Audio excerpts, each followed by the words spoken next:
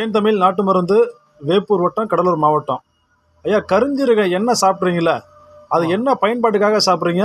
அதை கொஞ்சம் விளக்கமாக சொல்லுங்களா மக்களுக்கு. எங்கே அடிபட்டாலும் அடிப்பட்ட காயம் உள்காயமாக இருந்துச்சுன்னா, ரத்த கட்டு இருந்ததுனாக்க அந்த ரத்த கட்டை அது குறைக்கும், உள்ள குறைக்கும். வலி எது இல்லாத இருக்கும். உள்வலி எது இருந்தாலும், எந்த வலியாக இருந்தாலும் உள்ள இருக்கிற வலி. சரிங்க. அது கருஞ்சீரக எண்ணெய் எப்படியா சாப்பிடணும்? சாப்பிடக்கூடிய தண்ணி 1 கிலோ ஒரு 50 மில்லி 5 சொட்டு. ஓகேங்கய்யா. அந்த கருஞ்சீரகம் பாட்டில் ஓட்டை போட்டுக்கணும். ஓட்டை போட்டு அமுக்கணும்னாக்கா அதில் 5 சொட்டு வீதா 5 சொட்டு.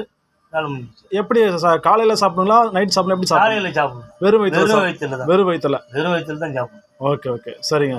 அது நைட்டும் சாப்பிடலாம், நைட்டும் 2 வேளையும் சாப்பிடலாம். அதனால நமக்கு வலி அதிகமா இருந்ததுன்னா 2 வேளையும் சாப்பிடலாம். நீங்க உங்களுக்கு ஏதாவது உள்ள அடிபட்டு மாதிரி சாப்பிட்டுருக்கீங்களா? என்ன அடித்ததுனால தான் நான் அதை யூஸ் பண்ணீங்க. உள்ளடி இருந்தது, உங்களுக்கு யூஸ் பண்ணீங்க, சரியாயிடுச்சு. உங்களுக்கு சரியாயிடுச்சு. சரியானதுனால தானே நான் அதை கண்டினியூ விடாத சாப்பிட்டுருது. கேக்குது உள்வலியா?